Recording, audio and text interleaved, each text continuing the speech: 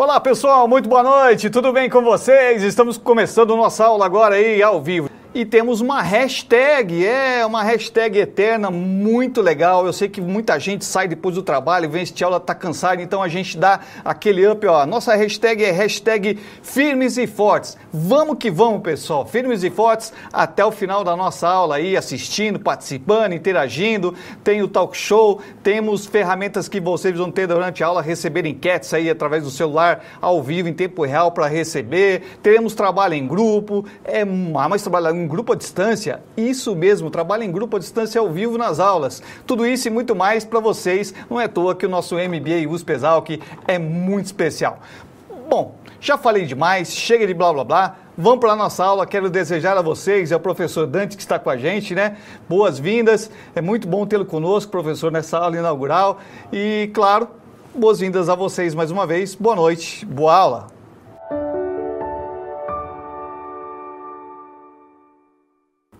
Muito bom. Gente, sejam todos bem-vindos, parabéns por vocês estarem aqui, por terem tomado a iniciativa de fazer parte desse programa.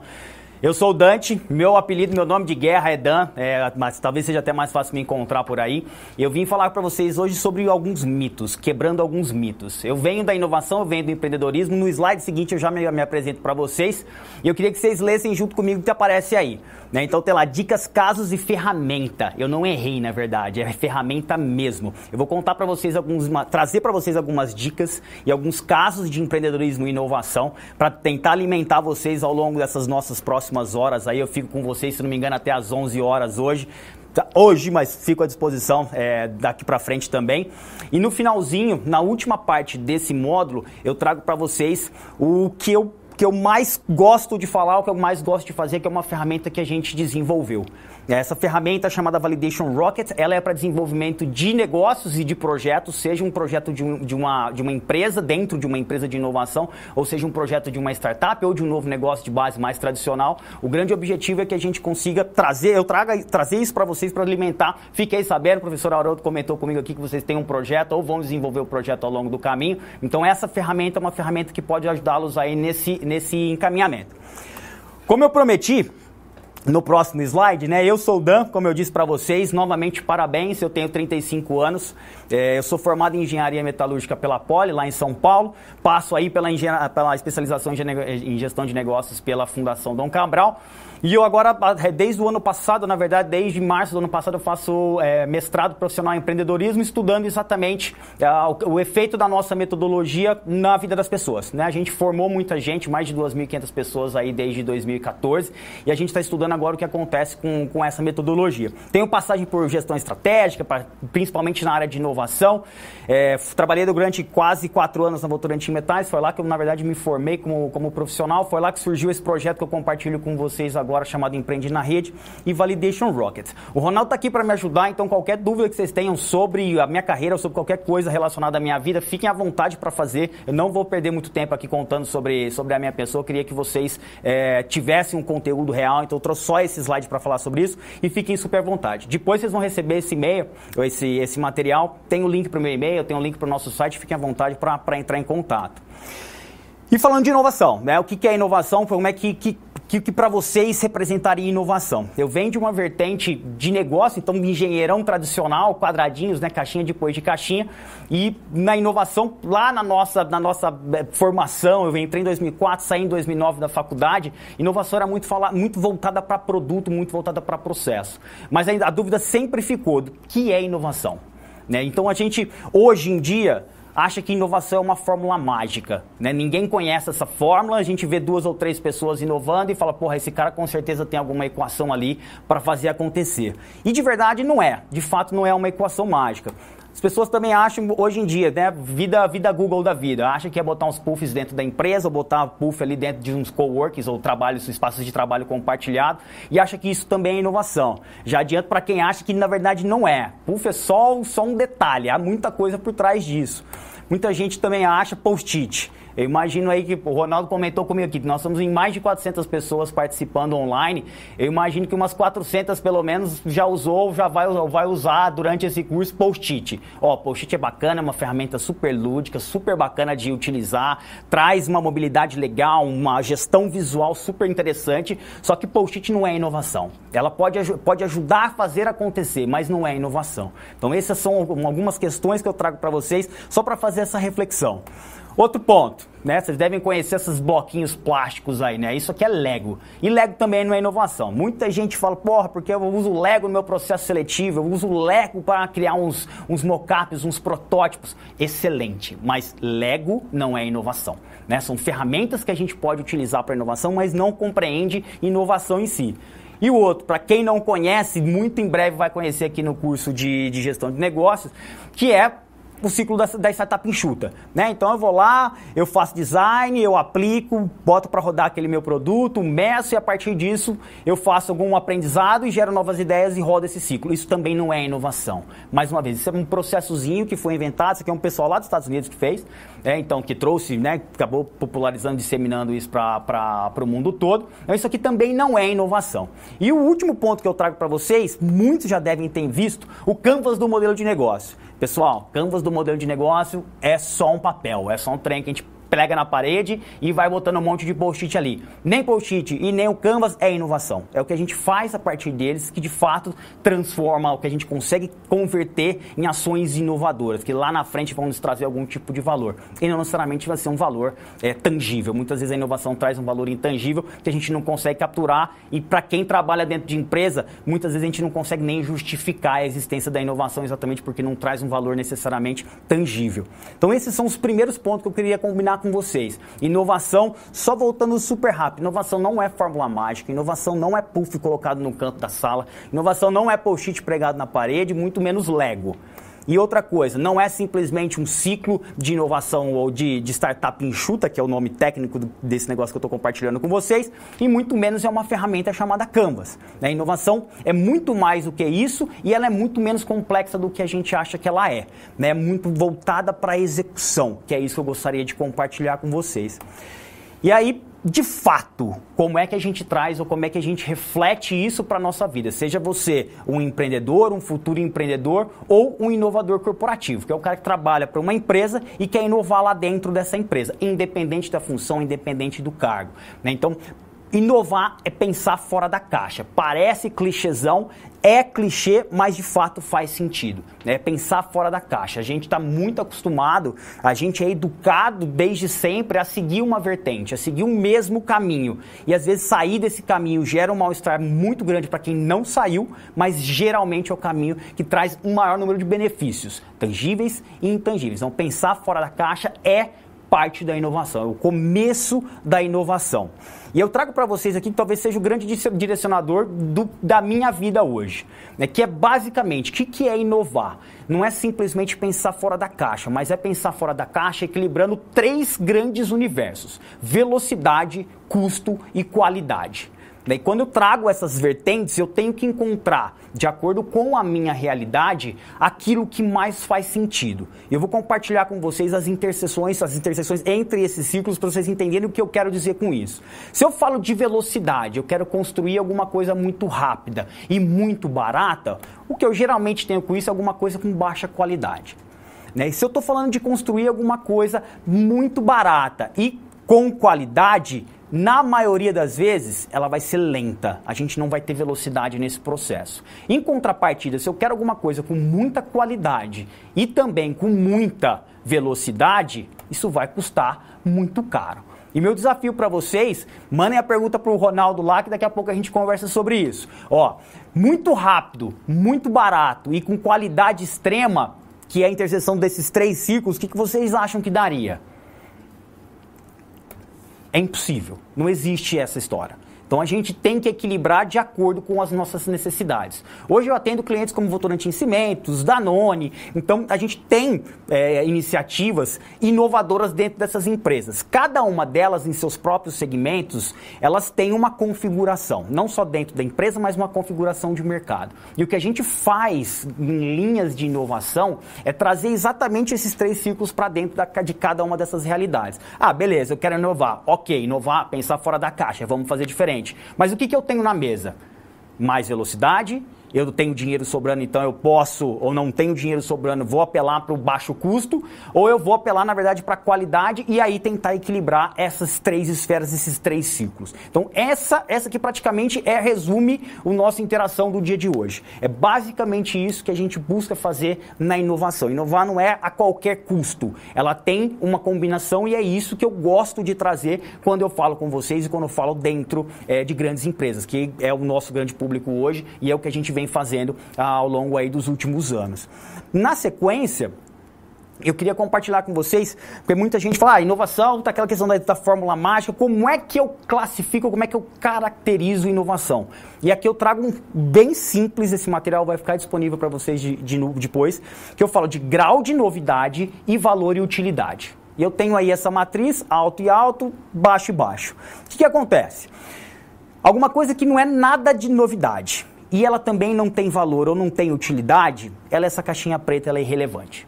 Então a gente tenta fugir quando a gente fala de projetos de inovação. A gente tem uma série de problemas e a inovação talvez não seja o grande caminho para resolver aquele problema.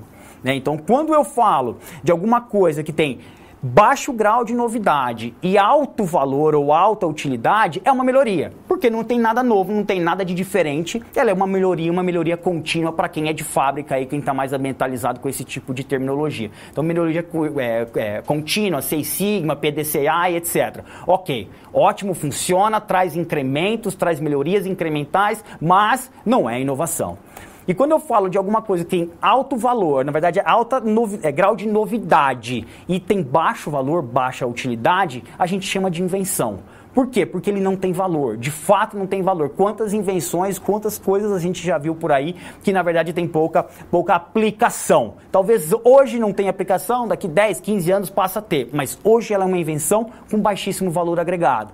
E por último, quando a gente fala de inovação, a inovação está nesse último quadrante, ou seja, alto grau de novidade e alto valor ou utilidade. É aqui que é a inovação e é isso que a gente está buscando quando a gente fala de levar a inovação, desenvolver projetos de inovação para as empresas, ou seja, também para desenvolver novos negócios, novas startups, novos empreendimentos, não necessariamente dentro de grandes empresas. Então, essa matriz, ela nos ajuda a encaixar. Não quer dizer que ser melhoria, ser invenção, ser relevante ou ser inovação é alguma coisa inútil. Na verdade, isso aqui nos ajuda a posicionar e o equilíbrio entre essas variáveis é o que mantém, quando a gente fala de grande empresa ou média empresa, é o que mantém o negócio funcionando de fato no longo prazo.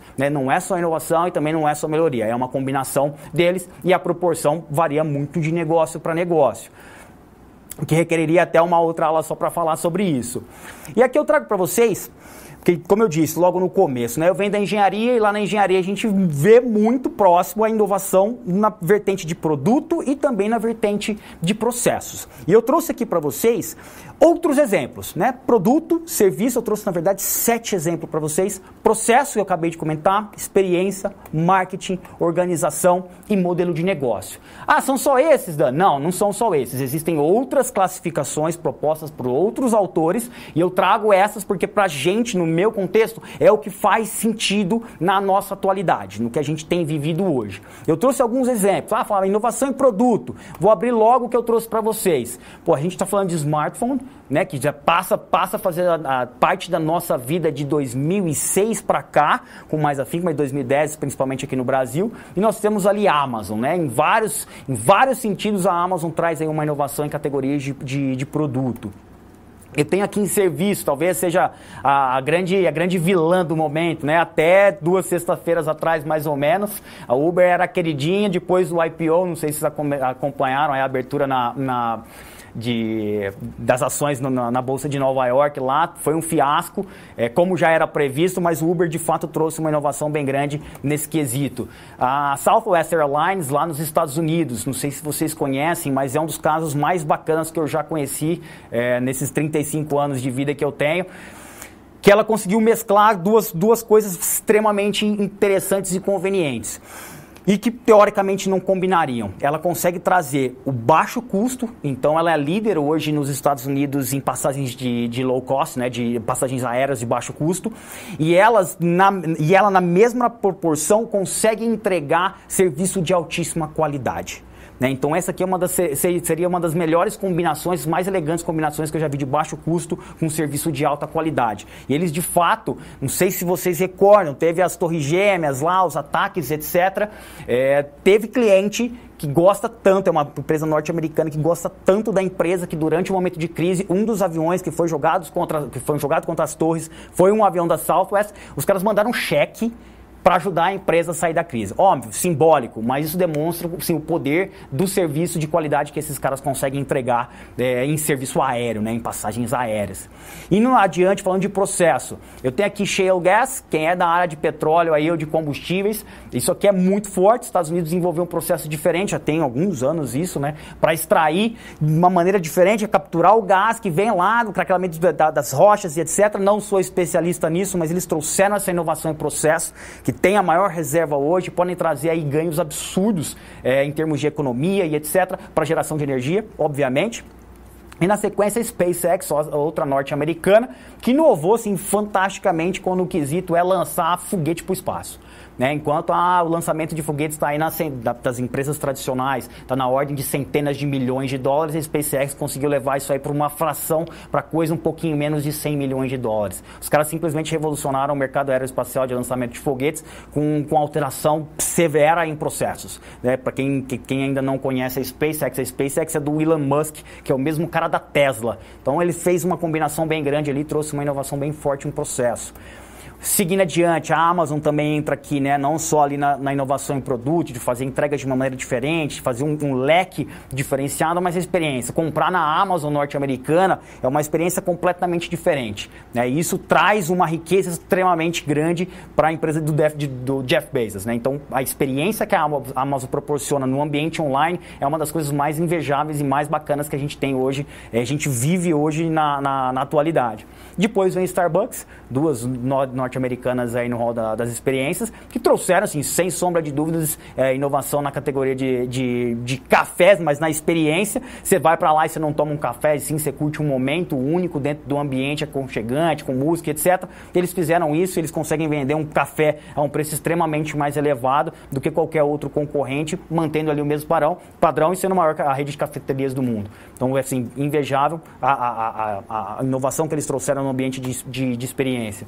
Seguindo adiante, falando de inovação em marketing, a Dell, hoje talvez ela tenha perdido o brilhantismo que ela teve lá na década de 90, mas a Dell foi a empresa do Michael Dell, O Michael Dell foi o cara que peitou a indústria dos computadores, Você tem lá uma série de intermediários, você não conseguia comprar direto. O que ele fez foi possibilitar que o consumidor final, que o consumidor doméstico, como eu, como vocês, conseguisse ir lá no site comprar o próprio computador sem passar por intermediário.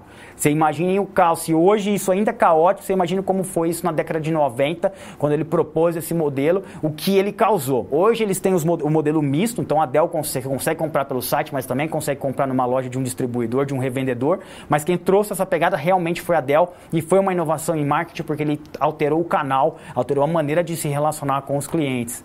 A Tesla, dois modelos muito parecidos em indústrias extremamente tradicionais, um vendendo computador via direta e a Tesla fazendo a mesma coisa, só que com carros. Você não vai numa concessionária Tesla e compra e sai dirigindo um carro. Você vai num showroom da Tesla, conhece o carro, configura o seu carro e esse carro chega na sua casa. Então esse tipo de inovação é o que está na vedete hoje, apesar da Tesla estar sofrendo alguns trancos aí, solavancos ao longo da história, principalmente nesse ano, que não está conseguindo entregar a produção que ela havia prometido.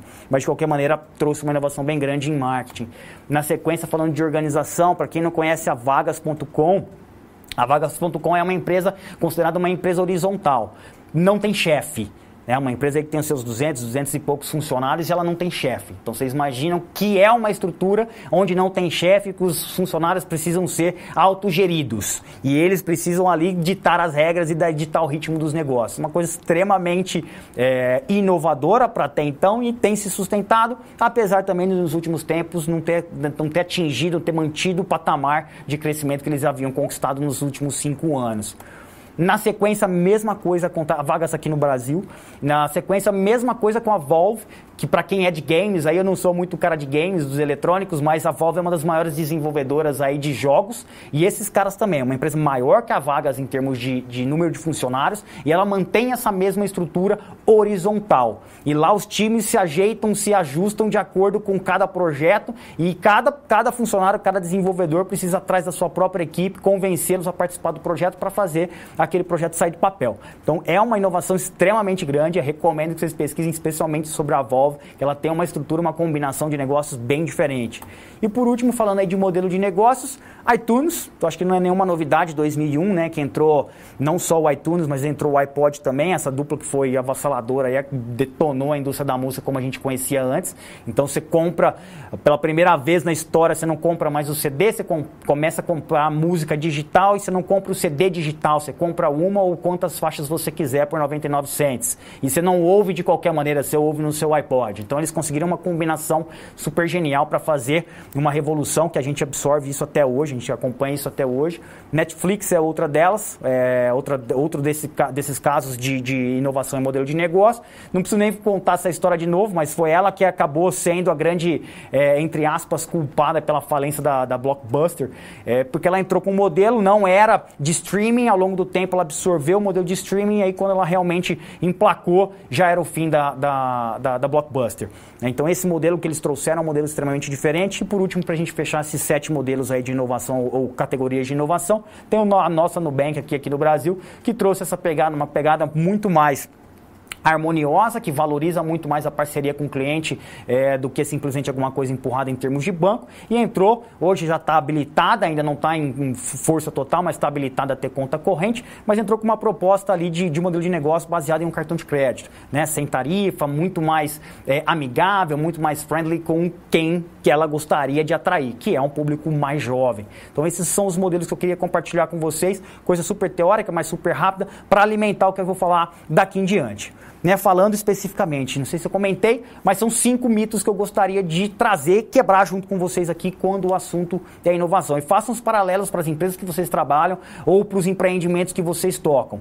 Né? Seja uma startup, seja um negócio tradicional, façam esses paralelos. O primeiro ponto, o primeiro mito que eu gostaria de compartilhar com vocês, eles têm muito a ver com Google, Gzinho, conhecidíssimo, Facebook, Tesla, que eu já comentei, e SpaceX, que eu já comentei.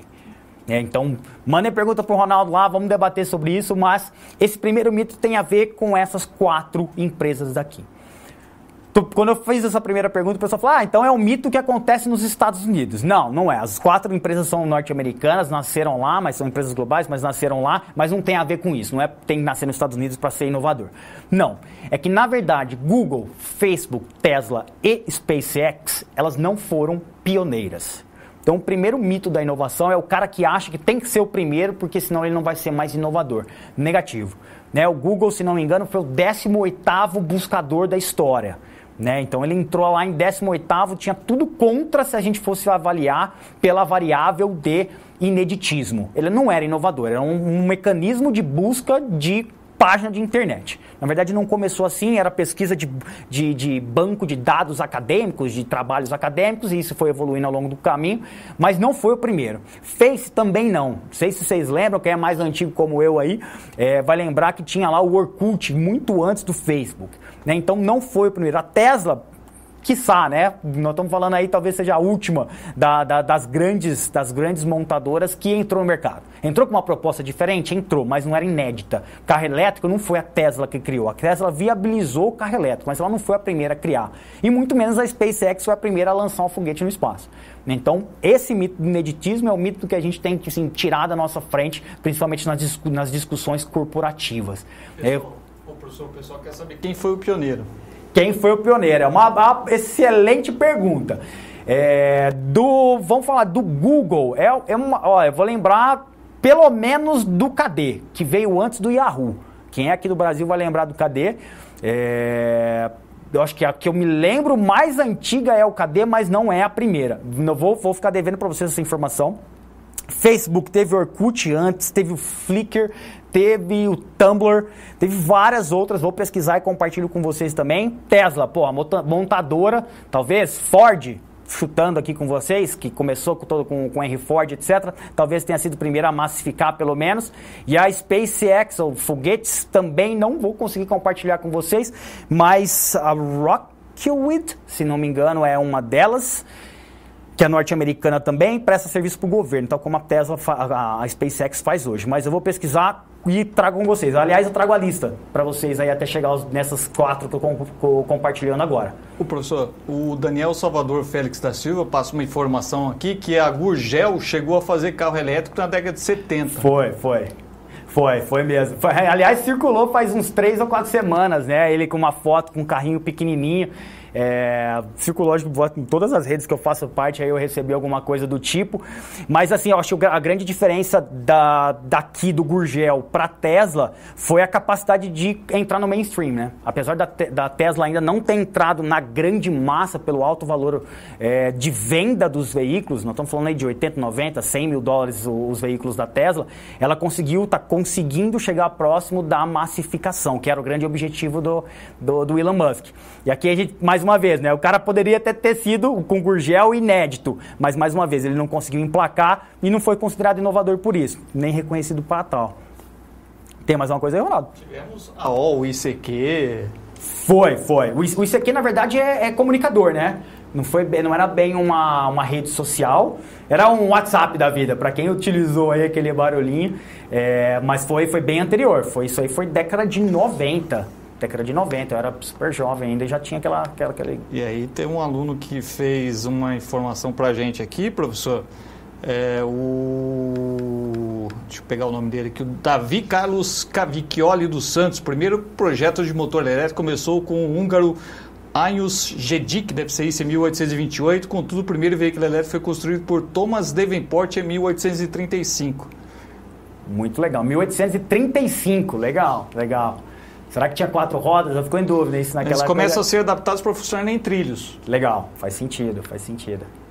Muito bacana. Eu acho lembrando aqui, foi Ford T, né? Eu acho que o primeiro que entrou aí na linha mesmo de produção massificada foi o Ford T.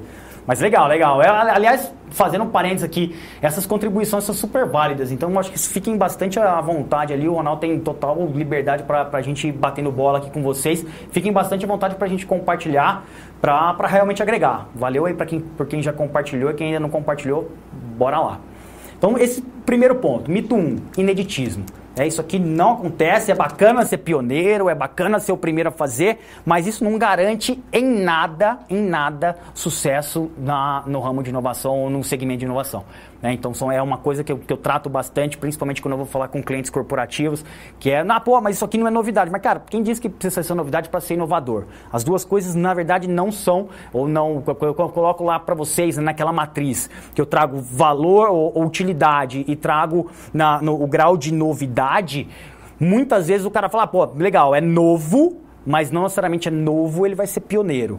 Então a gente tem que fazer esse paralelo e quando eu falo porque eu posso fazer assim, ter um negócio novo e ser só uma invenção, né? Esses casos no trilho, né? O carro elétrico no trilho, super legal, foi uma invenção, mas não chegou a ser uma inovação de fato porque não entrou, porque não emplacou. Então o que a gente busca fazer é quebrar esse mito para conseguir destravar algumas crenças, como a gente fala, né? Crenças limitantes do que a gente quando o quesito é inovação. Na sequência, falando de um segundo mito com vocês, e aí falando, assim, entrando em mais profundidade daqui para frente, falando do mito de dinheiro. Né? Então é muito comum hoje, né? Então a gente tem 2 vertentes no nosso negócio, que é atender grande empresa e atender quem quer empreender pela primeira vez. Então, nesse sentido, principalmente quando o cara quer empreender pela primeira vez, não sei de onde surgiu esse tipo de abordagem, mas um segundo mito na inovação eu preciso de dinheiro para inovar. É claro que dinheiro traz um conforto muito grande, principalmente porque a gente pode errar e falar, pô, deu errado, então vamos pegar mais um pouco do dinheiro, vamos tentar fazer diferente, mas não é garantia de sucesso. E, na verdade, o que acontece é o contrário. O excesso de dinheiro, ou o dinheiro ali muito maior montante do que a gente precisa, ele tem um efeito retardante. Ele coloca a gente numa zona de conforto, numa zona de tranquilidade, sem ter aquela pressão por dar o próximo passo de maneira mais acelerada. Então, o dinheiro, ele pode, na verdade, ao invés de acelerar, retardar o processo e até eliminar o processo da inovação. Isso acontece com uma frequência muito grande. Eu trago até alguns exemplos para compartilhar com vocês. Esse caso aqui é um caso super recente, ele é aqui da nossa década agora. Aconteceu nos Estados Unidos, isso aqui é uma campanha de crowdfunding ou de financiamento coletivo lá nos Estados Unidos para produzir um cooler de praia. Né? Isso aqui é chamado The Coolest Cooler. O cara lançou essa campanha para construir um cooler de praia, que não era comum, não era igual, mas ele tinha caixa de som, ele carregava o celular, ele tinha luz de LED para quem quisesse fazer festa à noite, vinha com um pratinho, não sei se vocês estão vendo ali em cima, tem um copo de liquidificador, vinha com liquidificador embutido, vinha com a bateria para alimentar tudo isso, vinha com rodinha, vinha com alça, uma série de coisas. E esse cara colocou essa proposta lá, nesse chama Kickstarter, esse site é um dos pioneiros, é um dos maiores do mundo hoje, e esse cara colocou lá e pediu, falou, cara, eu tenho isso aqui, eu preciso de tantos $1000 para viabilizar esse projeto. Isso foi uma surpresa tremenda. Isso aqui é um cooler de praia, gente, não tem nada demais, é um cooler bonitinho, tem algumas pessoas aí que eu aposto que já quiseram saber se está para vender isso aqui para comprar, conheço alguns, eu sou um deles também, mas isso aqui é só um cooler, não tem nada demais. E esse cara conseguiu mais de 62 mil pessoas doadoras para bancar esse projeto. E esse cara, no final das contas, levantou, vocês vão ver depois no slide, que esse slide vai ser compartilhado com vocês, mais de 13 milhões de dólares. 13 milhões de dólares para fazer um cooler de praia que tem um monte de coisa diferente. Um carro alegórico aí de cooler de praia. E sabe o que aconteceu no final das contas? Esse projeto simplesmente não saiu do papel. Ele tentou, tá até o nome desse carinha aí, que esse projeto é um projeto aberto, então não estou compartilhando nada sigiloso, isso aqui é um site aberto, até por política de financiamento coletivo, e simplesmente não consegui viabilizar com 13 milhões de dólares. E aí, recentemente, na verdade tem um pouquinho mais de um ano, eu estive em Salvador, eu fiz 2 eventos lá, aplicando essa metodologia que eu vou compartilhar com vocês no final da aula de hoje. E eu rodei 2 eventos lá na Grande Salvador, né, em parceria com a Avon e com a Secretaria da Mulher lá de Salvador. A gente fez um evento para mulheres empreendedoras negras da Grande Salvador. Então foram 2 eventos focados nisso. E eu contei esse mesmo caso que eu acabei de contar para vocês e falei, porra, não aconteceu, isso aqui não materializou, 13 milhões de dólares, etc. E uma das meninas que participou do primeiro evento que aconteceu em março do ano passado, ela me mandou essa foto aqui, ó. Isso aqui é só, claro, estou indo ao extremo, mas é só para provar ou comprovar para vocês que ter dinheiro não significa garantia de inovação. E esse aqui foi o exemplo que ela me mandou para dizer aqui, ó, que a gente não tem 13 milhões de dólares, mas aqui a gente tem muita criatividade. É o mesmo cooler? Não é o mesmo cooler, mas dá para fazer. Então o grande lance da inovação é dar o primeiro passo. O primeiro passo tira a gente da inércia, o primeiro passo nos dá uma sinalização, nos coloca em contato com o mercado. E ela compartilhou isso aqui comigo lá na hora e eu não consegui mais, desde março do ano passado, deixar de utilizar esse exemplo. Então você imagina, 3 milhões e não virou nada, isso aqui, R$100, R$200, o cara conseguiu fazer 2 coolers para exemplificar. Então é esse tipo de coisa que eu falo de quebrar o mito da inovação. Não precisa de dinheiro para inovar, é claro que o dinheiro facilita algumas coisas, mas na maioria dos casos o excesso de capital prejudica o processo de inovação. Então é isso que a gente precisa considerar. Então lembrando, 2 mitos, o ineditismo e o excesso de capital ou dinheiro para inovar. E isso não estou falando só de startup, estou falando para grande empresa também. Muitas delas não aprovam o orçamento, não avançam nos projetos considerados projetos de inovação, entre aspas, porque alega-se que não tem dinheiro para continuar fazendo o projeto, o que não necessariamente é uma verdade absoluta. Dá para fazer, lembra dos 3 ciclos? Custo, velocidade e qualidade? Considerando aqueles 3 elementos, a gente consegue fazer inovação sem capital ou com baixíssimo recurso. Então esse é o ponto que eu queria trazer para vocês nessa frente. Ronaldo, alguma coisa por aí? Então vamos lá. Gente, façam perguntas comigo aí que eu vou compartilhar mais uns casos. Esse caso, até um pouquinho antes de entrar e falar com vocês aqui, eu estava conversando com o Carlos sobre a bolha.com e etc. E surgiu dois exemplos, não por acaso, tem dois exemplos dessa época. Né? Esse é um primeiro lá da época da bolha.com, não sei se vocês sabem, final da década de 90, começo da década de 2000, 99 até 2001, que foi quando estourou de fato. Esse aqui é um exemplo de lá.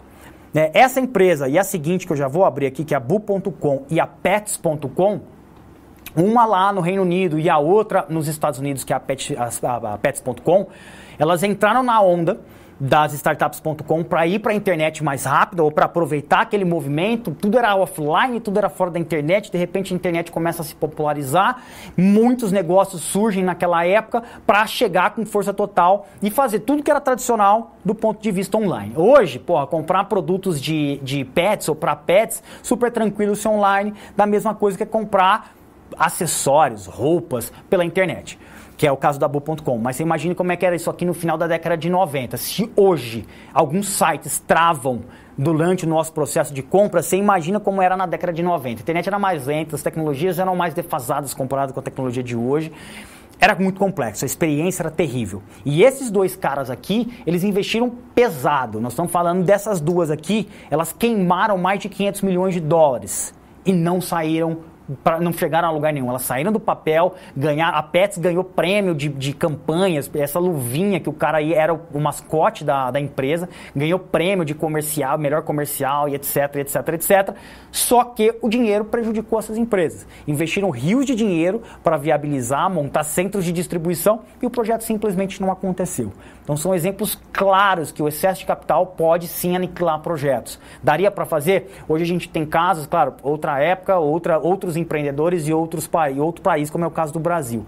Mas tem muita gente aqui no Brasil fazendo a mesma coisa com zero de investimento. Só fazendo a intermediação, sem precisar de centro de distribuição, nada do tipo. Por quê? Porque, de novo, aqueles 3 ciclos, velocidade, custo e qualidade. Mesclando aqueles 3 ciclos, o que a gente tem disponível, a gente consegue fazer muita coisa que tenha, de fato, resultado. E é isso que eu trago para vocês quando eu falo do mito do dinheiro. Professor, só em cima do que o senhor acabou de apresentar, o Daniel Salvador Félix da Silva diz o seguinte: então, no fundo, devo tomar muito cuidado para usar o dinheiro como medida de sucesso? Sem dúvida, sem dúvida. É claro que corporativamente falando, e aqui nós estamos falando, eu não sei se você puder compartilhar se é de uma empresa ou se é de uma startup, mas do ponto de vista de empresa, quando a gente fala de sucesso de negócios, claro que a direção da empresa, os executivos da empresa, eles olham a inovação como o que você trouxe de dinheiro que eu não tinha antes no meu bolso. Isso é um fato, é uma medida sim de sucesso. Mas o grande lance é olhar do ponto do investimento, porque muitas vezes o cara fala assim, não vou te dar nada de retorno, de investimento, você vai fazer o seu projeto acontecer sem isso, mas eu preciso desse dinheiro sendo devolvido, sendo que nem sequer eu investi.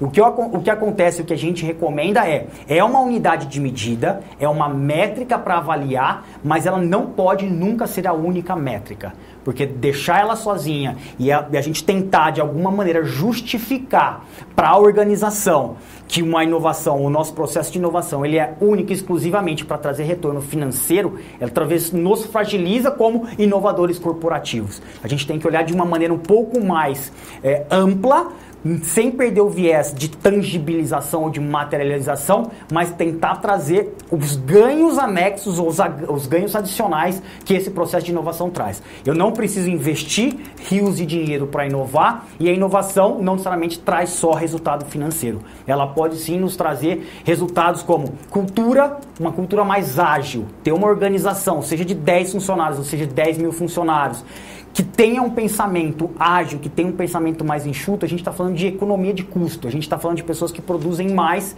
e necessariamente nós estamos falando de melhores resultados. Então esse equilíbrio que é importante. Eu não preciso de rios de dinheiro, muitas vezes eu não preciso de dinheiro para conseguir tirar projetos de inovação do papel, e não necessariamente o projeto de inovação vai trazer retornos financeiros. Tem outros tipos de retorno, muitas vezes intangíveis, que são proporcionados por projetos de inovação. Então essas variáveis são super válidas para a nossa realidade. Então é legal você considerar isso dentro do seu universo. E se a gente está falando, se você é um empreendedor ou está querendo abrir uma empresa, essa métrica é super importante principalmente do ponto de vista de um investidor que eventualmente colocará ou aportará recurso financeiro no seu projeto. Mas é preciso deixar claro para ele que essa não é a única vertente. Quando a gente fala, por exemplo, de negócios sociais, os negócios sociais têm um viés muito importante do ponto de vista social. Eles dão lucro, muitas vezes, muitas pessoas acham que não. A única coisa que eles não fazem é reinvestir esse valor. Mas eles dão lucro, mas o grande lance por trás da importância do negócio social é o propósito que eles entregam como missão de vida desses caras, que é, de fato, proporcionar melhorias significativas na sociedade, seja ela na configuração do negócio que for. Às vezes é alimentação, às vezes é habitação, às vezes é energia, então uma série de transporte, muitas vezes entra com uma condição social. Então essas variáveis também são válidas para o universo de empreendedorismo, startup, negócios mais tradicionais, etc. E aí eu acho que nessa nossa sequência agradeço a pergunta mais uma vez, e nessa sequência talvez esse caso ajude a gente a alicerçar essa explicação do excesso de dinheiro e o que isso pode causar. Esse aqui é um aplicativo aqui de Ribeirão Preto, eu sou de Ribeirão Preto, inclusive, na verdade, nasci em Pitangueiras, mas me fiz adolescente lá em Ribeirão Preto. Esse aplicativo de lá chamado Trípida, ou era de lá, e ele acabou morrendo, entrou na mídia, isso foi 2014, ele entrou na mídia, ficou super famoso, captou aí quase 11 milhões de dólares, era um aplicativo de carona, então era como se fosse um BlaBlaCar, para quem é do segmento aí. Só que aqui o BlaBlaCar é francês, era um BlaBlaCar brasileiro, 11 milhões de dólares e o projeto foi por água abaixo. Simplesmente não funcionou. Então o grande lance desse, mais uma vez falando do mito do dinheiro, é que o dinheiro não resolve problema.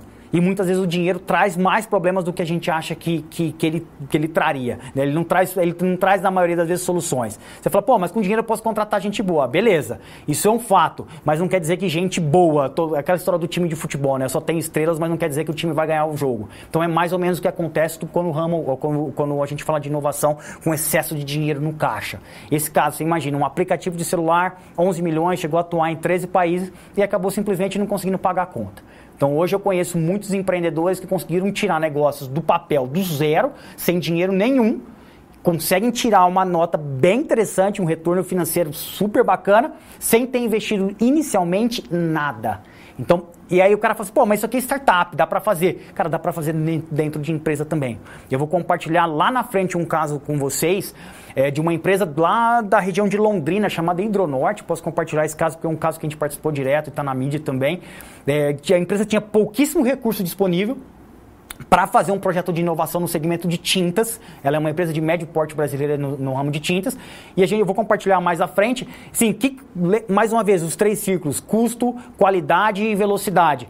O que vocês têm na mesa? Nós temos tanto. O que a gente tem de aceitável de qualidade? Qual que é o nível mínimo de qualidade aceitável? É tal. Beleza. A gente foi lá e configurou um projeto com baixíssimo investimento e que tem dado um retorno para a empresa, não só financeiro, mas também de marketing, de branding, de posicionamento, que tem sido fantástico. Simplesmente é uma inovação que a gente tem sido não só em marketing, mas em produto também, que tem feito, assim, nós estamos falando de investimentos que não chegam na casa de $1 milhão. Investimentos baixíssimos para uma estrutura de tintas como essa e que traz resultados que essa empresa simplesmente hoje não consegue nem mensurar o intangível de tão bem recebido pelo público que foi a repercussão desse produto. Mais para frente eu compartilho alguns slides falando especificamente sobre isso, sobre esse caso.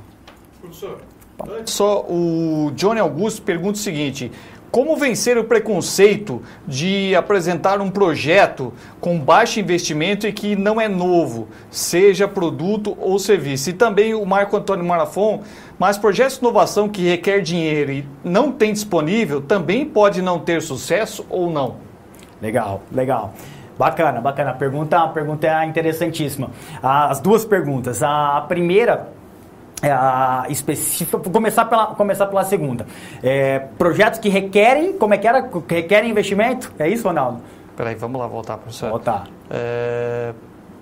O Marco Antônio Marafon pergunta: projetos de inovação que requer dinheiro e não tem disponível também podem não ter sucesso ou não?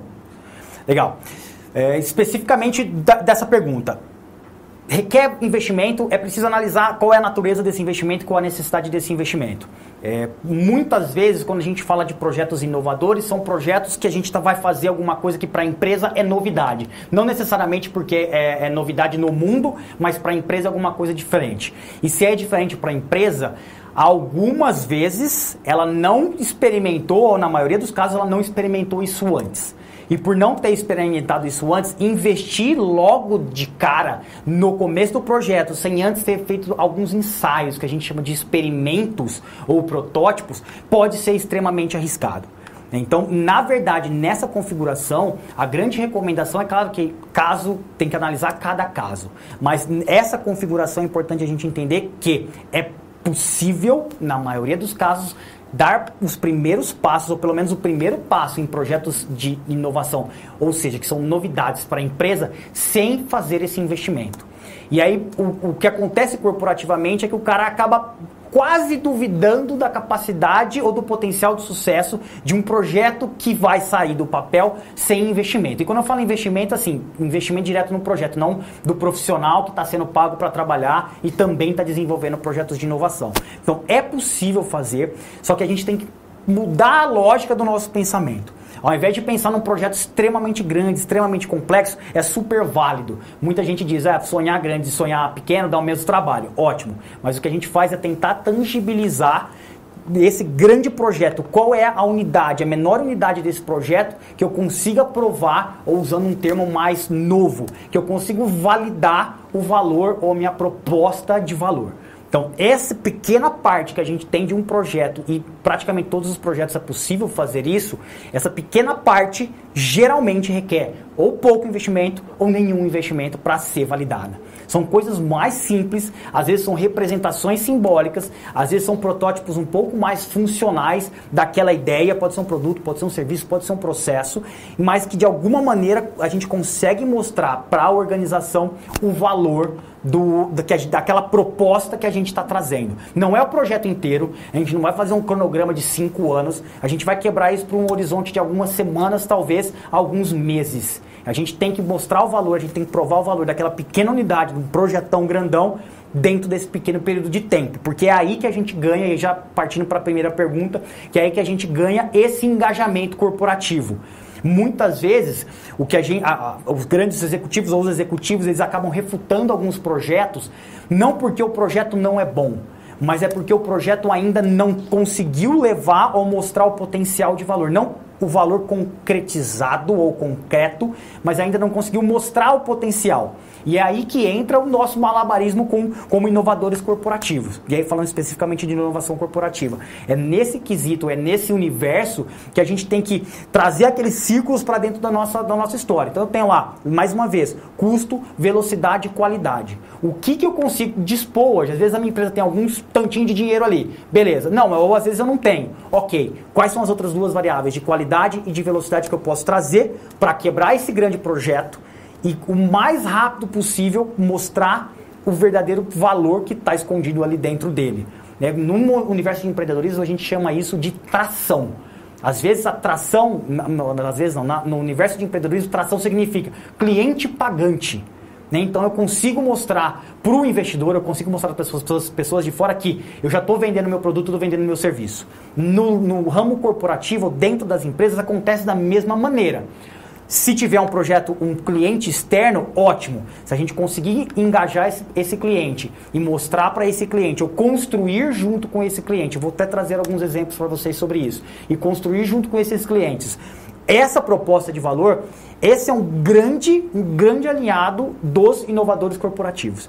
Dizer para a organização, dizer para as lideranças que, olha aqui, eu tenho essa proposta, já consegui trazer esse pequeno elemento do meu projeto, e esse pequeno elemento eu ainda tenho um cliente do lado de fora para me ajudar a viabilizar, para ser a minha casa de testes ou para me ajudar a construir esse projeto. Então essa variável é super importante. Provar ou mostrar o mais rápido possível que aquele projeto tem potencial de gerar valor.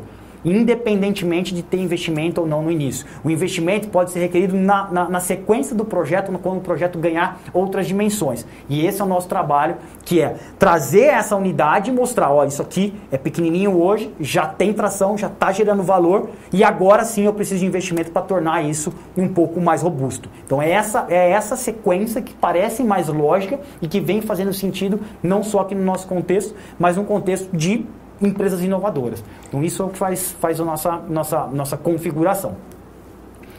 Uma pausa? Isso. Recebemos muitas perguntas, claro que não vai dar para responder todas, então de praxe a gente faz o seguinte, tá? As perguntas que a gente não consegue responder em sala de aula, aqui durante a nossa aula, nós encaminhamos ao professor, eles nos devolvem, né, com as respostas e nós publicamos no material da aula para vocês, fica disponível para todo mundo ver as respostas, tá legal, pessoal? Fiquem tranquilos com relação a isso. Então, mas a gente vai respondendo à medida do possível, já estão todas separadinhas aqui direitinho, tá bom? Lembrando, ó, hashtag Firmes e Fortes, teremos ainda talk show, né? Vocês vão entrar ao vivo aqui na aula, vai ser bom demais, muita coisa ainda vai rolar durante as nossas aulas e durante a nossa aula de hoje também. Aproveita aí, vamos dar um up, um cafezinho, a gente volta já já. Fica aí!